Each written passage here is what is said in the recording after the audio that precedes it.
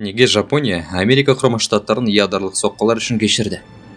Алдағы 10 жыл ішінде Жапония мен Америка құрама штаттары Ресей, Қытай және Солтүстік Кореямен бірге қызмет ететін гипердыбыстық қаруды ұстап алу үшін жаңа ұшқыш зымыранды әзірлеуге ниетті. Бұған қоса, Жапония мен ақш ұшқышсыз ұшақтарды бірлесіп жасауға келісіп қойған. Жапония 80 жылға жуық уақыттан кейін өзін әскери держава ретінде қайта қуаттай бастады. Бұл ретте елдің премьер-министрі Фумио Кишида америкалық мүдделерді барынша дайындықпен қарсы алуда. Хиросима мен Нагасакиді бомбалау. 1939 жылдан бастап Америка құрама штаттары супербомба жасауға тікелей бағыт алды. 1944 жылдың маусымында Манхэттен жобасында 129 мың адам жұмыс істеді, ал 1945 жылы қаруды іс жүзінде қолдану мүмкіндігі пайда болды. Шілдеде Жапония берілу туралы ұсынысты қабылдамады, ал 6 тамызда Хиросиманың үстінде нәресте бомбасы жарылды. Жарылыс 12 шақырым радиусты қаланы қиратып, эпицентрде бәрі әп-сәтте күлге айналды. Түрлі мәліметтер бойынша 70-тен 100 мыңға дейін адам қайтыс болды. Одан кейін тағы 10 мыңдаған адам қайтыс болды. Хиросиманың бомбалаудан кейін ақш президенті Гарри Труман жаңа жарылыстар болады деп қорқытты. Егер олар біздің шарттарымызды қабылдамаса, олар жер бетінде бұрын соңды болмаған жойқын жаңбырға ұшырайды. Біз тарихтағы ең үлкен ғылыми шытырманға 2 миллиард доллар жұмсадық және біз жеңдік, деді Труман. Жапон үкіметі ешқандай реакция жасамады. 3 күннен кейін борсық бомбасы Нагасакидің үстінде жарылып, тағы 70 мың адам қаза тапты. 15 тамызда император Хирохита радио арқылы 2 қыркүйекте американдық Миссури әскери кемесінің бортында қол қойылған тапсыру туралы хабарлады. Ақ үй мәлімдегендей, жарылыс тіпті адамгершілік болды. Труман бомбалардың ең алдымен 2 себеппен пайдаланғанын айтты. Біріншіден, Жапониямен соғысты тез аяқтау үшін, ал екіншіден, адамдардың өмірін сақтау үшін. Егер бомбалар соғысты аяқтамағанда, Жапонияға басып кіру болатын еді. Труман бұны әрине күткен еді. Жапондық шығынды айтпағанда, бұл шабуыл шексіз шығынға келді, деді Кентербери университетінің заманауи тарих профессоры Кевин Роухан. Токионың бомбалануы одан кем емес еді. Одан да жойқын болды. 1945 жылы наурызда американдықтар Жапон астанасына бірнеше тонна тұтандырғыш бомбалар мен напалмды тастады. Жалынды торнадода 100 мыңға дейін адам қаза тапты. Бірақ содан кейін жапондық басшылық капитуляциялауды ойламады. Шешім Хиросимадан кейін де өзгерген жоқ. 9 тамызда Кеңес одағы соғысқа кірген кезде ғана берілу сөзсіз болды.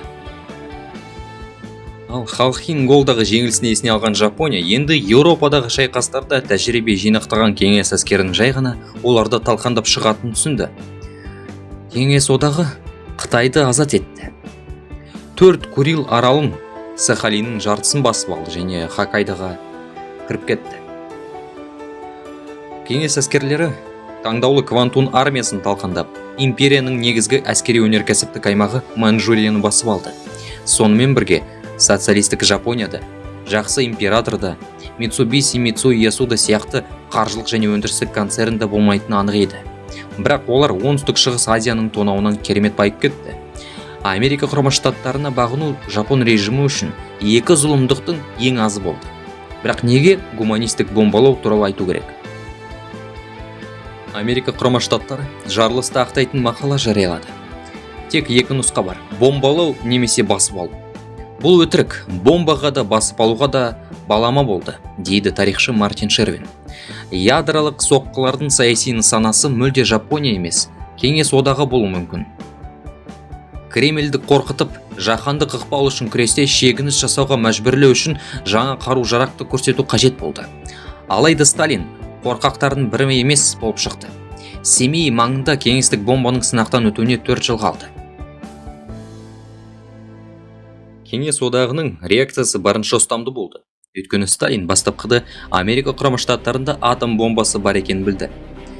Кеңес одағы оны не күтіп тұрғанын түсінді және енді бұл сөзсіз қарулану жарысы екенін түсінді. Америкалықтар қарапайым жапондарға емес, агрессивті соғыс ашқандарға шынымен адамгершілікпен қарады.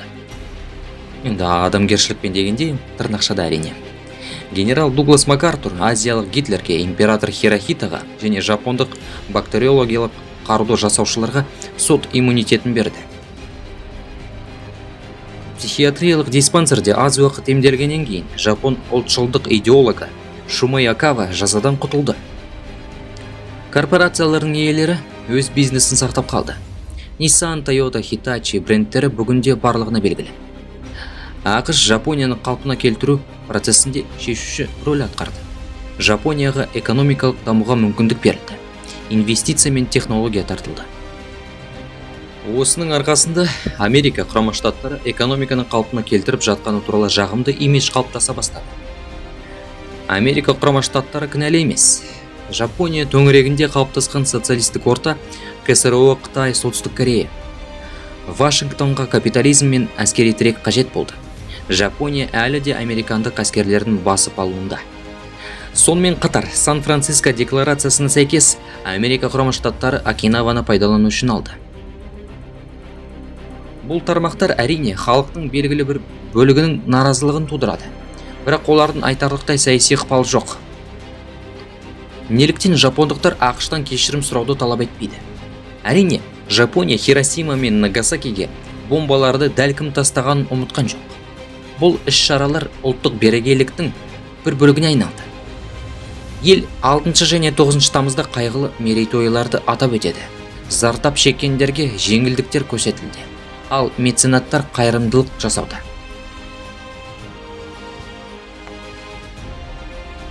Бірақ соғыстан кейінгі саясаткерлер мен қоғамдық пікір көшбасшылары ақштың беделіне нұқсан келтірмеу үшін қолдан келгеннің бәрін жасады. Кейбір Хибакуша жарылыстан аман қалғандарға берілген атау. ақш үкіметінен кешірім сұрауды жақтады, бірақ бұл мүмкін емес еді. Жапония Америка Құрама Штаттарының әлсіздігін және ынтымақтастықтың жақсырақ келешегін көрсе ғана кешірім сұрауды талап ете алады. Бірақ шын мәнінде бұл жағдай қазіргі уақытта өте шынайы болып көрінбейді. Америкашыл лобби жапондар арасында Перл-Харборға жасалған шабуыл үшін кінә сезімін тудырады. Сонымен қатар, атом бомбасын көптеген адамдар әділ жаза ретінде қабылдайды. Егер қарасаңыз, кешірім сұрайтын ешне жоқ. Менің ойымша, апаттан кейін қауіпті өмірді қалай қалпына келтіргенімізді басқа адамдар біледі және есте сақтайды. Жанымызда өшпенділік немесе сол сияқты сезім жоқ, деді Хиросимадағы Ватару Намбада, атом жарылысынан аман қалған адам. Америка Құрама Штаттарының арқасында Жапонияда соғысты бастаған сол режим сақталды. Кешірім сұрау талаптары көрші елдердің зорлық-зомбылық реакциясын тудыру мүмкін болды. Олар жапондық көптеген әскери қылмыстардың жазасыз қалғанын жақсы біледі.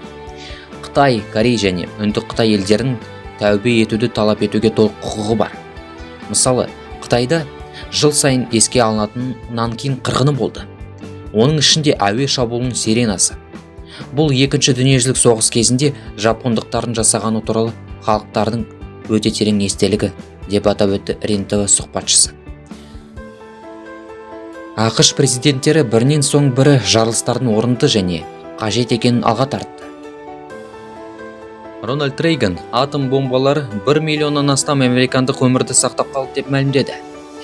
Бірде Джордж Буш мырза, мұны ұмытып, бірге алға жылжиық деп ұсыныс жасады.